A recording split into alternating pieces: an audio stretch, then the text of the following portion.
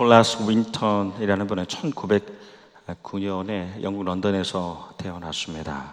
이분은 독일계 유대인 이민자의 아들로 태어났습니다. 근데 1938년에 친구가 초청하여서 체코슬로바키아, 그 당시에는 이제 체코가 아니라 체코슬로바키아였는데요. 그래서 방문하게 됩니다. 근데 거기에서 독일 나치의 탄압으로 고통당하고 있는 아이들의 현실을 직접 보게 됩니다.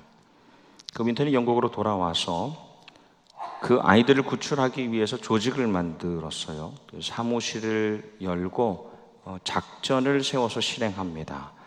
Kinder Transport, 그러니까 아이들 이송이라는 작전을 행하는데요. 기차로 총 8차례에 걸쳐서 이 체코슬로바키아에서 영국으로 아이들을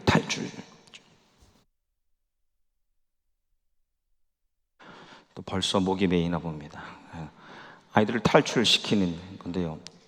총 669명의 아이들이 이 나치의 학살로부터 무사히 구출될 수 있었습니다.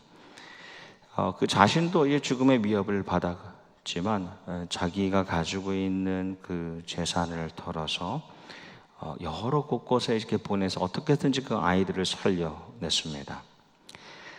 그리고 윈턴이 그 후에 자기가 했던 그 일들을 숨겼습니다.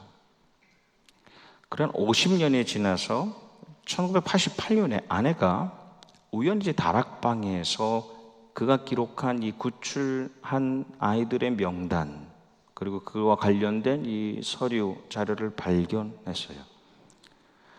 남편은 끝까지 그냥 없애고 묻어둡시다 라고 했는데 아내는 계속 설득해서 이것이 세상에 알려지게 됩니다. 그래서 그 해에 영국의 BBC 방송국에서 몰래 그도 모르는 가운데 That's Life라는 그런 프로그램을 구성해서 방영했습니다. 거기에 대한 영상을 한 3분 정도 되는데 잠깐 우리가 나누면 좋겠습니다.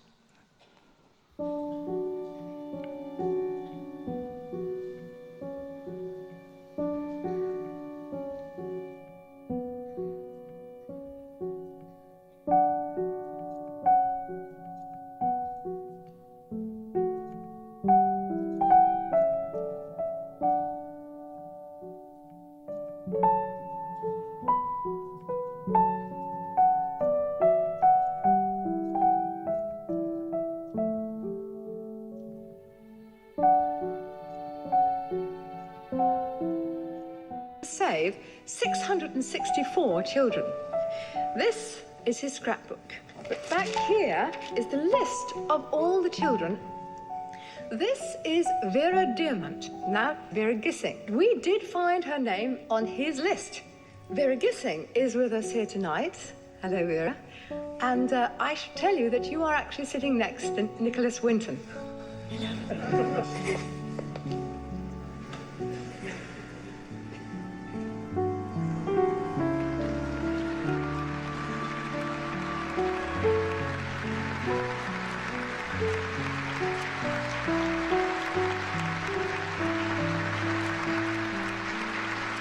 I wore this around my neck, and this is the actual pass that we were given to come to England. And I'm another of the children that you saved.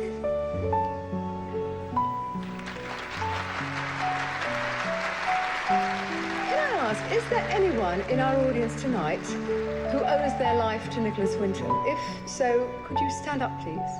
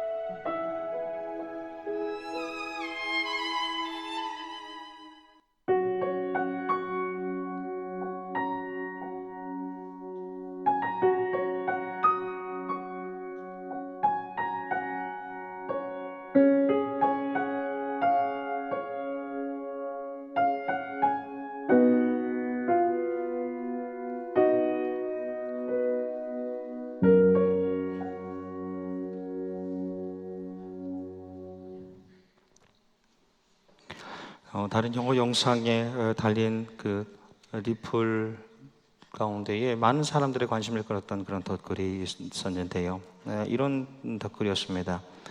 그들이 자리에서 일어났을 때 앞에서 세 번째 줄에 왼쪽에서 세 번째 계신 분이 저희 할머니이시고 그 옆이 그분의 여동생이십니다.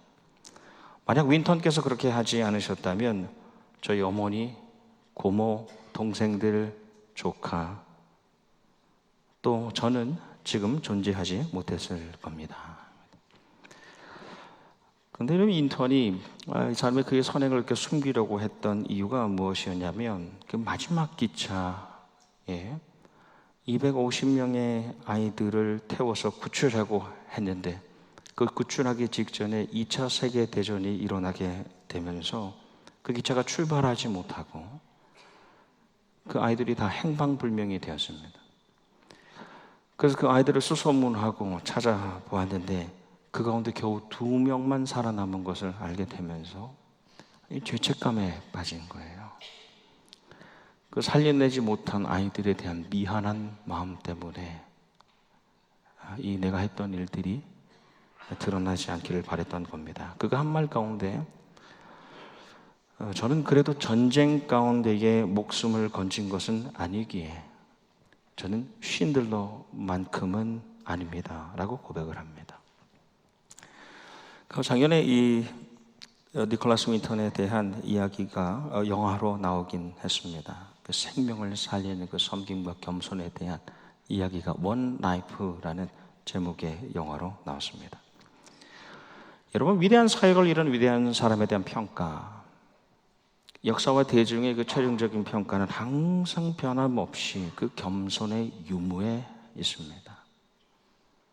겸손이 있었는가 아닌가입니다. 처음에는 낮아져 보기 시작했지만 마침에는 높아짐으로 결말나면서 우리 안에서 사라져버린 이름조차 기억되지 않는 사람들이 참 많지요. 무수합니다. 하지만 예수님의 삶을 보십시오. 마구간의 출생부터 십자가의 그 죽음까지, 처음부터 그 마침까지 비하, 낮아지심으로 사신 예수님. 그 결국 하나님께서 그를 승리하게 하시고 회복시키셔서 비하에서 승기로, 지극히 낮은 곳에서 지극히 높은 곳으로 높여주십니다. 그것이 하나님이 일하시는 방식이지 않습니까? 그래서 초기 교부였던 요한 크리소스톰은 이렇게 말했습니다. 겸손은 모든 덕의 뿌리이고 어머니이고 기초이다. 성 어거스틴은 우리 기독교에서 가장 큰 덕은 겸손이고, 두 번째로 큰 덕은 겸손이고, 세 번째로 큰 덕은 겸손입니다. 조교회가 마틴 루터에게 물었습니다. 우리가 구원받는 데에 이 첫 번째 단계는 무엇입니까? 구원의 첫 스텝은 무엇입니까? 라고 물을 때에 그것은 겸손입니다. 그러면 그 다음 계단은 무엇입니까? 그것은 겸손입니다. 마지막 그 구원의 단계는 무엇입니까? 그건 역시 겸손입니다. 라고 답을 하였습니다. 여러분, 첫사람이 교만하여 죄가 들어오지 않습니까? 교만하여 들어오는 죄, 그 죄를 나가게 하기 위해서는 우리가 그것에 반대되는 겸손함으로 채워져야지만 회개와 구원이 일어나게 되는 것이죠. 여러분, 예수님께서는 그러지 않으셔도 전혀 그러실 필요가 없으셨지만 스스로 낮아지시는데 하나님 대신 그분께서 죄인같이 되셔서 세례 요한에게 나아갑니다. 세례 요한은 그분의 신들매, 그 신발끈조차 터치할 수 없는, 그것조차 풀어낼 수 없는 그런 사람이었기에 그것을 거절하고 설득합니다. 하지만 죄인만이 받는 그 세례를 예수님이 받으심으로 낮아짐의 본을 보이실 때에 성령님께서 임재하시고, 그리고 성부 하나님께서 선언하시기를 이는 내 사랑하는 아들이요 내 기뻐하는 자라. 예수님이 그 낮아지심, 그 겸손을 통해서 성령님의 충만히 역사하기 시작하실 뿐 아니라 하나님의 사역이 그때로부터, 공생애가 그때로부터 시작되는 겁니다. 그렇게 겸손한 생명을 살리는 모든 섬김의 시작이고 마침이 되는 것이죠. 여러분, 우리가 사사기의 말씀을 이제 읽고 있습니다. 사사기라는 책은 이스라엘 전체 지도자였던 여호수아가 세상을 떠나고 그 다음에 이어서 이스라엘 전체 지도자로 세워지게 되는 사무엘, 그 사이의 기간 약 410년 동안 12명의 지도자들이 다스렸던 이야기가 사사기이지 않습니까?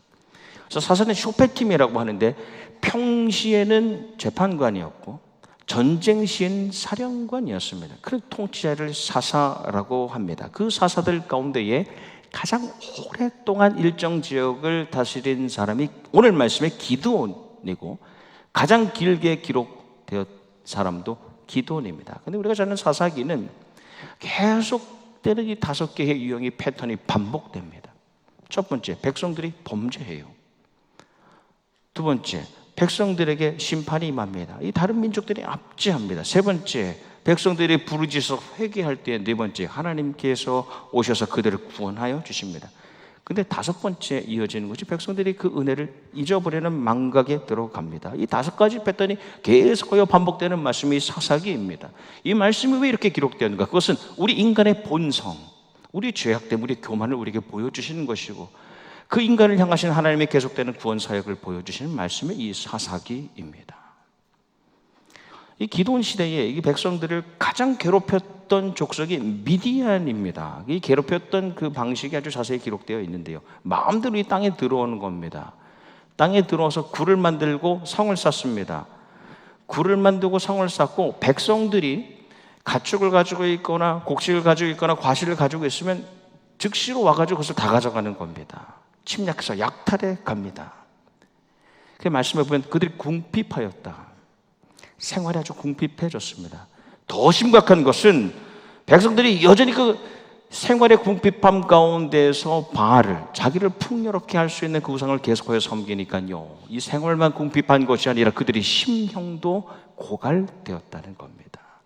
생활과 심령이 완전히 피폐되어 있는 상황 가운데 하나님께 부르짖습니다. 여호와께 부르짖었더라 할 때 하나님께서 그 탄식을 들으시고 하나님의 사자가 찾아가시는 사람이 기드온이에요.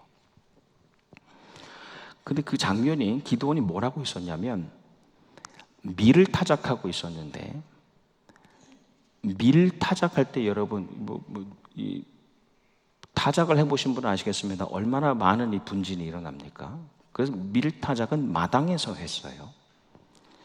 근데 이 기드온이 미드온 사람들을 피해서 밀 타작을 밖에서 못하고 밖에서 하는 것을 다 가져가니까 안에 있는 포도주 틀에서 타작하고 있었습니다.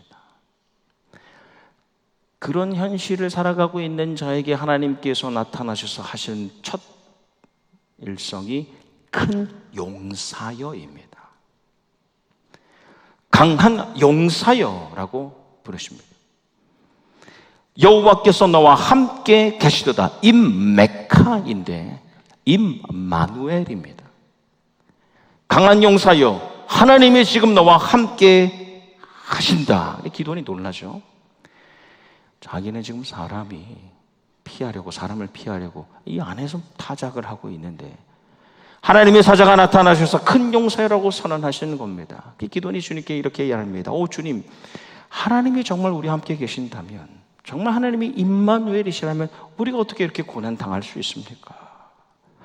만약 우리를 버리지 않으셨다면 어떻게 우리가 미디안에 넘어갈 수 있겠습니까? 라고 할 때 하나님께서 너는 이제 가서 백성들을 미디안의 손에서 구해내라. 내가 너를 보낸다라고 하십니다. 그 다음에 이어지는 이 기도원의 응답이 오 주님, 제가 무엇으로 백성들을 구할 수 있겠습니까? 저는요, 므낫세 지파 가운데서도 극히 약한 사람이고 아버지의 집 안에서도 아주 작은 사람입니다 라고 말합니다.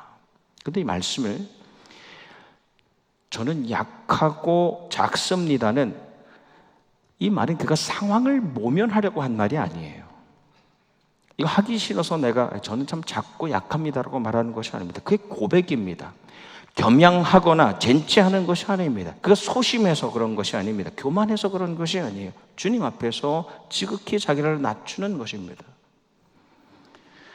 그래서 하나님께서 이렇게 말씀하시다. 내가 반드시 너와 함께 하여서 미디안 치기를 한 사람 치듯 하리라 라고 선언하실 때 그의 응답이, 기도는 이렇게 응답을 하는데, 제가 정말 주님께 그런 은혜를 입게 된다면 무슨 말입니까? 제가 정말 작고 힘이 약한 사람이지만 정말 저를 통해서 이스라엘 백성들이 구원받게 되는 그런 놀라운 은혜를 제가 입게 된다면 하나님이 함께 하신다는 표징을 보여주십시오. 그래서 표징을 두 가지를 보여주시죠. 바위에서 불이 나와요. 여러분, 바위에서 불이 나와서 고기와 빵과 그 국을 완전히 살라버립니다. 새벽에는 이슬이 양털에만 맺혔는데 밤에는 그 이슬이 양털이 아닌 온 지면에 맺히게 됩니다. 그래서 하나님의 함께 하심을 보여주시는 사건입니다. 이 말씀을 통해서 우리가 배우는 것은 하나님은 어떤 분이십니까? 하나님은 혹 지금 당장 믿음이 약할지 모르지만 자신을 낮추는 겸손의 사람을 잡아주시는 분이십니다. 그런 사람을 사용하시는 분이 우리 하나님이신 줄 믿습니다. 그래서 이 사사기의 우리 기도원 말씀, 우리 기도원의 모든 사건도 우리가 잘 아는 내용입니다. 하나님께서 그를 선택하시고 사용하시고 마침하시는 이 말씀의 교훈은 오늘 이 설교의 제목과 같이 낮아지는 이들만이 누리는 승리와 회복의 은혜에 대한 말씀입니다. 그 강조점은 낮아지는 자들만이 누릴 수 있다는 겁니다. 그래서 그 가운데에 기드온의 300명 대 미디안의 13만 5천의 전쟁, 우리가 잘 아는 장면이죠. 이 장면이 이 하나님께서 낮아지는 자들을 통하여 이루시는 놀라운 승리와 회복의 이야기 한가운데 있는 겁니다. 기드온은 6장, 7장, 8장에 기록되어 있는데 그 한가운데 이 전쟁이 있습니다. 처음 기드온을 따라서 이 전쟁에 모였던 군사가 3만 2천 명이에요. 3만 2천 명으로 바로 나오진 않지만 더하기 빼기를 하니까 3만 2천 명입니다. 근데 하나님께서 그들을 바라보시면서 하신 말씀이 너무 많다입니다. 여러분 생각해 보세요. 13만 5천을 대적하는데 3만 2천이 많은 수가 아니지요. 너무 많다. 왜 많냐? 이대로 너희가 미디안을 이기고 미디안이 너희 손에 주어지게 된다면, 넘어온다면 백성들은 자기에게 힘이 있어서 능력이 있어서 이긴 줄 알고 스스로 자랑할 것이다 입니다. 그러니까 하나님께서는 승패보다도 더 중요한 것이 있다는 겁니다. 교만한 마음으로 승리하는 것보다 겸손하여서 지금 패배할지라도 하나님이 이루시는 승리를 경험하게 하는 것이 더 중요하다는 것이죠. 그래서 어떻게 합니까? 무서워 두려 떠는 사람들을 돌아가라 하셔서 3만 2천 가운데 2만 2천이 돌아가고 10,000명만 남는데, 그때도 여전히 하나님께서 하시는 말씀이 아직 많다입니다. 여러분 13만 5천에 만이면 한 명이 13명과 붙어서 이겨야지만 승리가 가능합니다. 그 이상으로 이겨내야 되는데 그것도 많다는 겁니다. 물가로 부르셔서 무릎 꿇고 물을 마시는 자 300명만을 남기셔서 나가게 하시는 겁니다. 소심한 사람들, 교만한 사람들, 사람의 힘을 무서워하는 사람들, 사람의 힘을 과신하는 사람들, 그 사람들은 필요 없다는 거예요. 그 사람들은 승리와 회복을 맛볼 수 없다는 겁니다. 그래서 주인공이 될 수 없다는 겁니다. 오직 겸손함과 담대함을 갖춘 사람만이 하나님께서 주시는 승리와 회복의 주인공이 되는데, 저는 우리 교회가 주님께서 주시는 낮아질 때에 하지만 담대함을 잃지 않을 때에 주시는 그 승리와 회복을 누리는 공동체가 될 수 있기를 주님의 이름으로 축복합니다. 네. 담력과 인내가 있어야 된다는 것이죠. 여러분, 기드온이 이제 전쟁에 앞서서 저는 이 말씀에 굳이 이 이야기가 있을 필요가 있었을까라고 생각하기도 했지만, 기드온이 전쟁에서 꿈 이야기를 하나 듣죠. 누군가로부터 꿈 이야기를 듣게 됩니다. 그 꿈에 보리떡 하나가 미디안 진영으로 굴러 들어와서 장막을 무너뜨리는 꿈입니다. 보리떡 하나, 여러분 그 당시에 보리떡은 천한 서민의 아주 흔한 양식입니다. 보잘것없음을 상징하는 겁니다. 그런데 이 보리떡 하나가 모든 대적의 한가운데에 들어가서 모든 것을 이겨내는 것을 보게 하시는 겁니다. 듣게 하시는 겁니다. 먼저는 힘이 작고 약한 기드온에게 하나님께서 허락하시는 승리의 확증이지 않습니까? 여러분, 낮은 자들, 항상 겸손한 자들에게는 하나님께서 그런 사인을 주세요. 이미 승리를 확증하여 주시고 보여주십니다. 나아가서 죄악된 세상의 한가운데 들어오셔서 정말 보잘것없는 보리떡과 같지만 죄악된 세상의 한가운데서 모든 악한 직을, 그 사탄의 세력을 완전히 멸하시는, 파하시는 생명의 떡 대신 예수님을 예표하는 것 아닙니까?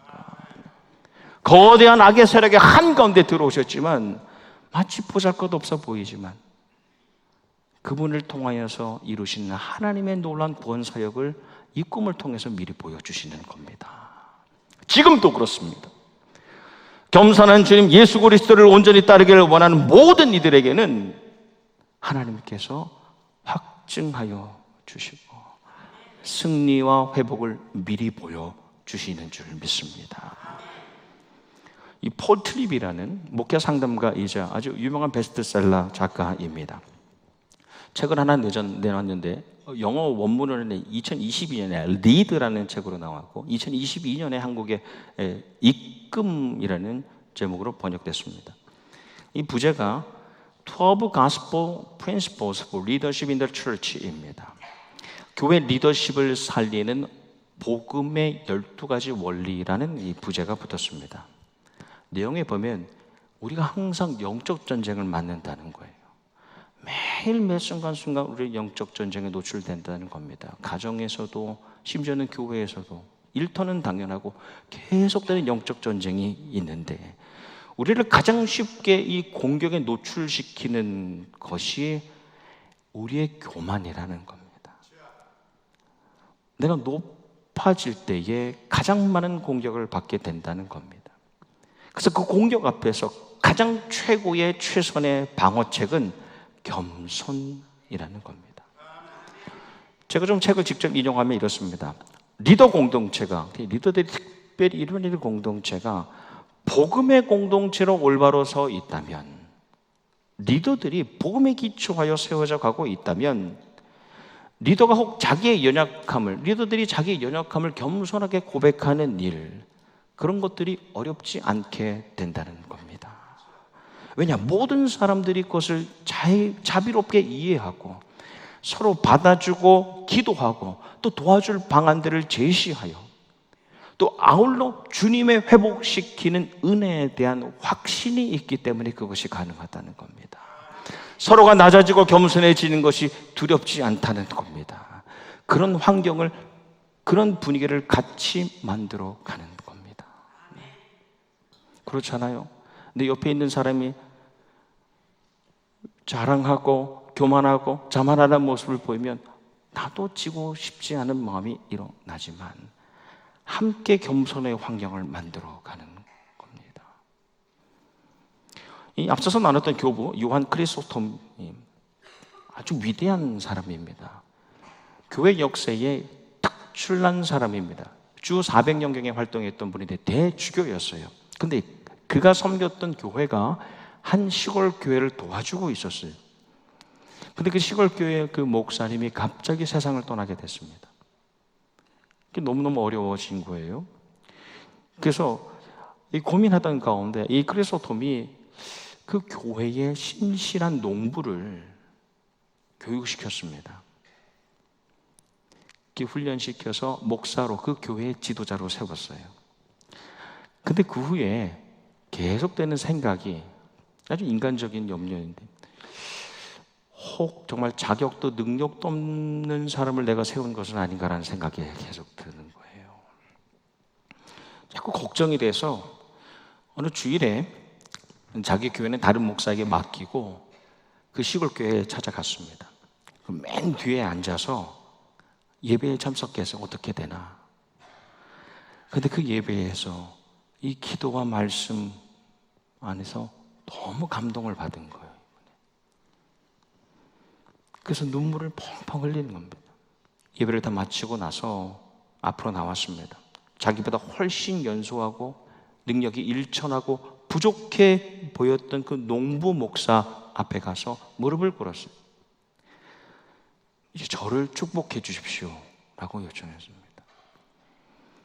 그런데 농부 목사가 제가 어떻게 스승님을, 선생님을 축복하고 안수할 수 있겠습니까? 이렇게 세우려고 합니다. 근데 끝까지 이 크리스토톰이 강권하여서 안수하게 합니다. 나를 축복해 주십시오. 안수 기도를 받고서 돌아왔습니다. 여러분, 우리가 어느 정도 높아졌다고 착각하는 순간, 내가 이 정도 이루었다고 생각하는 그 순간 어느새 우리는 영적 전쟁에서 후퇴하고 패배하고 있음을 느낍니다. 그래서 우리는 끝까지, 처음부터 마침까지 계속하여 예수님을 닮아내는 그 낮아지는 겸손을 살아내야 됩니다. 저는 우리 자녀손들이 이것을 배울 수 있기를 소망합니다. 우리 1세대 어른들은 이 겸손에 대해서, 여러분, 우리 황경직 목사님 항상 겸손. 저는 어릴 때도 겸손의 말이 무슨 뜻인지도 모르는데 저는 겸손한 목사가 돼야 된다. 겸손한 목사가 돼야 된다. 그런데 그 말씀에 비춰서 제 자신을 볼 때에 참 부족함을 느낍니다. 뭐라도 된 것처럼 높아지는 순간 제가 영적으로 무너지고 있다는 것을 느끼게 됩니다. 그런데 소망하기는 우리 자녀손들이 오직 낮아질 때에 그들이 누릴 수 있는 그 승리와 회복을 경험하며 살 수 있기를 소망하는 겁니다. 말씀을 준비하다가 제가 아주 간략한 재밌는 이야기를 발견했는데, 세탁소에 늙은 옷걸이가 있었어요. 오래된 옷걸이를 말하는 거겠죠. 그런데 이제 막 갓 들어온 젊은 옷걸이가 있었어요. 근데 이제 늙은 옷걸이가 젊은 옷걸이에게 이렇게 말합니다. 그대가 옷걸이라는 사실을 잊지 마시오입니다. 계속해서 그 말을 하는 거예요. 그대가 옷걸이라는 사실을 잊지 마시오. 그래서 물었습니다. 아니, 내가 옷걸이라는 걸 안다는 게 뭐가 그렇게 중요합니까? 왜 잊으면 안 됩니까? 물으니까 그동안 잠깐 입혀지는 옷이 마치 자기의 신분인 양 교만해지는 옷걸이들을 참 많이 보았기 때문이요. 입니다. 우리의 직분, 우리의 지위, 우리의 물질도 잠깐 입혀지는 거예요. 그것이 내가 아니라 오직 우리의 심령의 중심에 있는 예수 그리스도께서 나 자신이 되어야 할 줄 믿습니다. 기도원이 대승하지 않습니까? 전쟁에서 크게 승리합니다. 그래 백성들이 즉시로 와서 부탁을 해요. 이제 당신이 우리를 구했으니까 당신과 당신의 아들과 당신의 손주들이 우리를 다스리면 좋겠습니다. 여러분, 사실 기도원이라는 인물이 완벽한 인물은 아닙니다. 몇 가지의 실수도 있었어요. 하지만 그 순간에 그가 이렇게 답을 합니다. 나는 그대들을 다스리지 않을 것입니다. 내 아들도 그대들도 그 누구도 그 누구를 다스리지 않을 것입니다. 오직 주님께서 그대들을 다스릴 것입니다. 그 누구도 아닌 하나님의 통치하심, 그 통치하심을 인정함, 그 하나님의 함께하심을 인정하는 자들에게 반드시 하나님께서, 그런 자들이 일구하는 교회, 우리 나성영락교회 반드시 하나님께서 승리와 회복을 허락하여 주실 줄 믿습니다. 우리 섬김의 사역을 시작하고 있습니다. 여러분, 진정한 섬김은 낮아짐에서 시작됩니다. 그리고 진정한 섬김은 끝까지 낮아짐을 통하여 증명됩니다. 위대한 업적을 이룬 위대한 사람의 역사와 대중의 최종적인 결론은 겸손의 유무에 있었다는 것. 우리가 그 진정한 섬김을 위하여 하나님 앞에서 또 우리 서로 안에서 낮아지기를 주저하지 않고 예수 그리스도의 겸손을 이루며 살기를 주님의 이름으로 축원합니다. 성부 하나님의 보호하심과 성자 예수 그리스도의 인도하심과 보혜사 성령님의 능력이 항상 낮아지기를 두려워하지 않는 이 시대의 기도원과 같은 여러분에게 함께 하시기를 주님의 이름으로 축원합니다. 아멘. 기도하겠습니다. 하나님, 지난 51년 이름도 빛도 없이 섬기는 이들에게 허락하신 승리와 회복으로 우리 아름다운 공동체가 지금까지 오게 하신 그 은혜에 감사드리고, 이제 세워지고 또 이 교회를 이끌어갈 수많은 하나님의 사람들, 예수 그리스도의 그 낮아짐 겸손을 담아내어서 이 공동체가 주님 주시는 승리와 회복으로 가득하게 하여 주시옵소서. 예수님 이름 받들어 기도합나이다. 아멘.